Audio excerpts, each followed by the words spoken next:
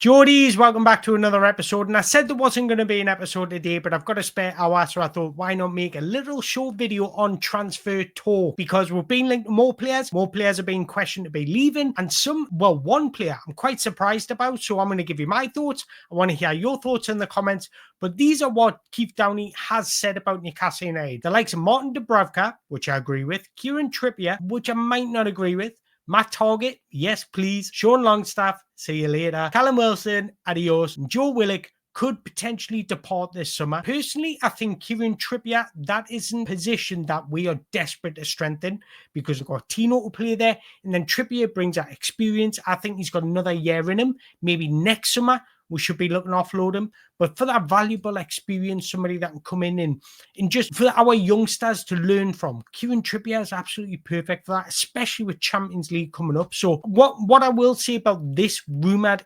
departure is, if we strengthen all the areas we need to, and we've still got money to play with, that's when I would look to offload Trippier and bring in a right back that we could develop into something special. So that's my thinking on that. I think there's areas that we need to improve desperately, such as maybe a right centre-back, another striker, a right winger, maybe another midfielder. And if we've got more room to play with, that's when you're looking to strengthen areas that you don't really need to strengthen. Does that make sense? But on the rest of the transfers, Martin Dubravka, I don't think we need him anymore. Matt Targett, has he even played? Sean Longstaff, I don't think he's good enough Champions League level. Callum Wilson, I think the end of last season showed exactly that he can't produce in the absence of Alexander Isak. And Joe Willock, I think, is a nice, tidy player. I think he will go on and have a good, solid career, but I just don't think he fits our system, and I don't think he's good enough for where we truly and want to be. At first, I thought, that's just paper talk. Kieran Trippier isn't going anywhere this summer, but then I got reading a little bit deeper. I started diving a little bit deeper into our transfer news, and we have been linked with a right back that is currently playing in Spain. He's from Venezuela and he's playing for Real Sociedad, and that is Jon Aramburu. Then it went on to say Real Sociedad's Jon Aramburu has emerged as a serious target. The 21-year-old right back is valued at 60 million euros, but could be available for 40 million euros. Newcastle are said to believe the Basque club may accept a reduced figure, especially amid growing interest from other Premier League sides. So who is Jon Aramburu?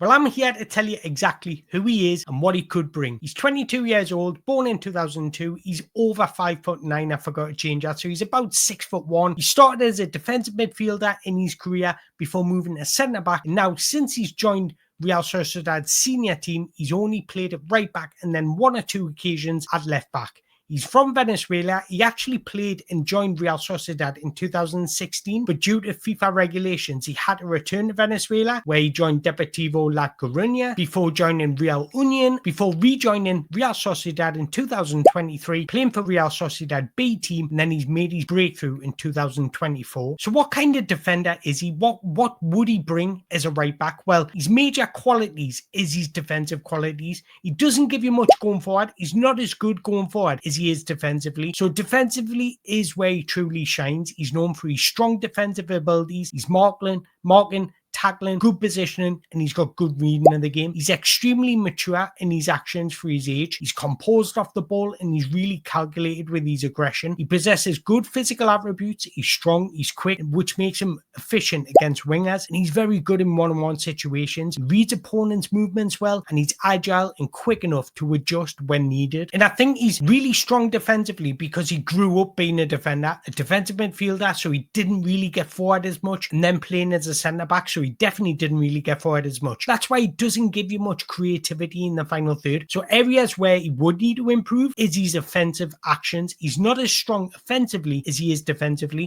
Do you know how we've got Lewis Hall and Tino Livramento, who are very, very good, energetic at going forward? He's a little bit different. He's a little bit more disciplined. Now, this could work when you've got a winger like Bryan Mbeumo, because that would take less responsibility away from Bryan Mbeumo. Bryan Mbeumo, one of his biggest qualities is his build ability to exploit space. So if you've got a defensive-minded right back, that gives a license for Jon Aramburu to really do what he does best, and that's being effective in space. So if you're bringing Jon Aramburu, I would definitely bring in somebody like him, because I think their profiles complement each other a lot, because Aramburu lacks that offensive awareness. He lacks that creativity in advanced areas. He offers less attacking width than most modern day right backs. So if you're bringing in a profile like Jon Aramburu and you want him to be supportive to the striker, stay high up the pitch and exploit space and transition moments, having a defensive disciplined right back could actually complement him really, really well. But again, you also need that attacking flair at times. So that's something that Eddie Howe would have to coach into him. Does he get forward? Yes, of course he gets forward, but he's not as good as what Lewis Hall or Tino is when they're advancing forward. So the second player I want to talk about is a forward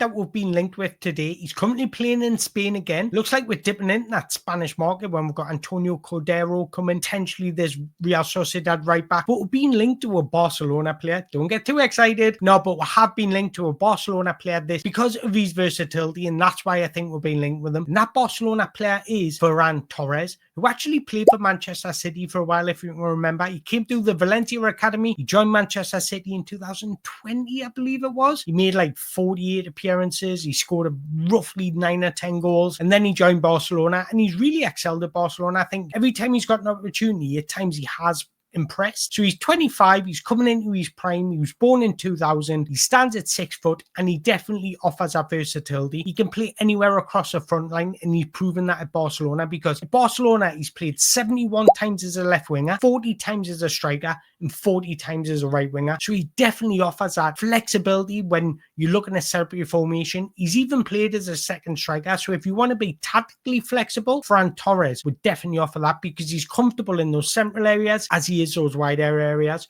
So what are his strengths? Well, he's a talented attacking midfielder who's extremely comfortable in possession. He's constantly looking for space, known for his intelligent positioning, movement, and he's often drifting into dangerous areas and making timely runs. When he is playing out wide, he acts as an inverted winger. So when he does receive out wide and in space, he tends to dribble diagonally towards goal. This allows him to combine with teammates, open up angles for shooting opportunities. He's got excellent close control, agility, and ability to be shifty in possession. He's got vision, he can be creative, and he can dribble beyond opponents. He's extremely progressive, and what I like about him the most, he's always looking to play forwards. But just because he's currently playing in Barcelona doesn't make him the finished article, and there is some frustrating things when you watch him play, because he's not consistent. Needs to be more consistent, improving his power and positioning in his shots, but also his decision making in the final third. Physicality, he's not as physical as some forwards, doesn't use his body well in duels. So when it comes to the physicality and the intensity of the Premier League, will he be able to shine? Now, he's done it in the Champions League. He's been quite impressive in the Champions League, but remember, it didn't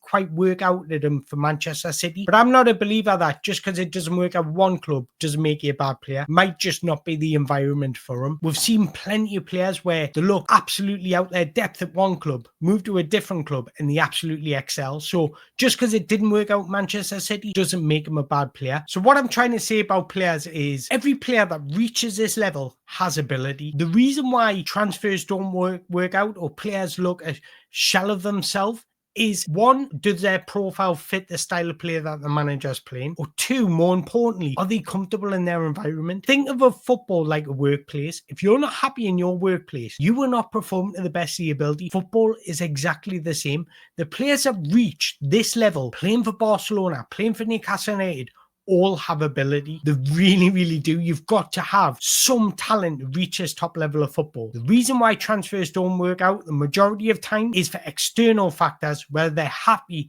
and comfortable in the environment.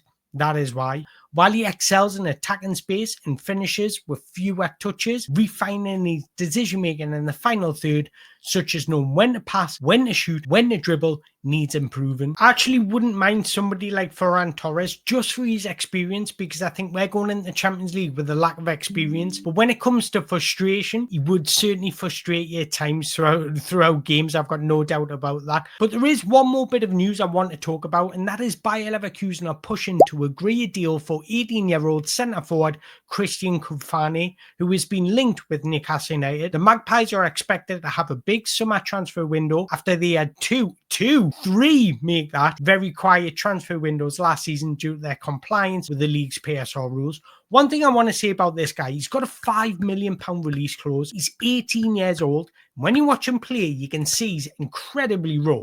So raw, but there's loads of elements to work with. Good mover off the ball. He's technically very good. He's strong. He's powerful. He's quick.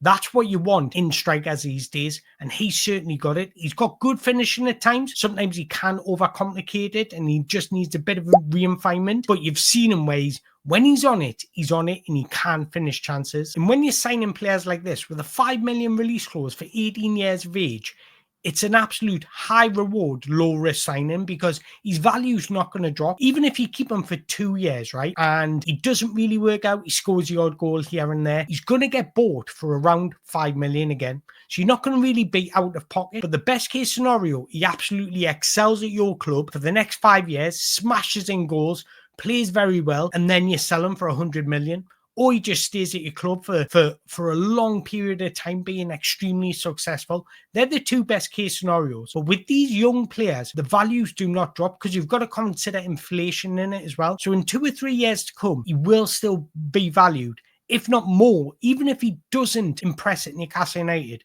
he will still be valued at about 10 to 15 million. So you're going to make a profit on him regardless. So this is why I think we should go in the market more for players like this, because it's going to help you comply with PSR rules a lot more. But the best case scenario, he absolutely thrives in black and white shirt and he scores goals for fun. That's a best case scenario, but he's still extremely raw, so he does need a lot of work. But you just never know with these players because sometimes it can just fit in their environment and really excel. And for 5 million, that doesn't really stretch our budget. One thing I do know is PSV are looking for an understudy to Ricardo Pepe for next season. What I would do is I would buy Kofane, send him to PSV on loan. That means he can have more game time there. We can use Asula in the meantime. But somebody like this is the players we should be looking at. So I want to hear your thoughts. Would you welcome any of these 3 players to St. James's Park, or would you look elsewhere? For me personally, I would rather sign Bryan Mbeumo than Ferran Torres, for example. So if we're going to, because Ferran Torres is going to cost you at least 40 to 50 million. I'd personally want to sign Bryan Mbeumo over Ferran Torres, but I want to hear your thoughts. Drop me a comment in the below. Would you sign any of these players? Is Kieran Trippier somebody that you would want to depart this summer?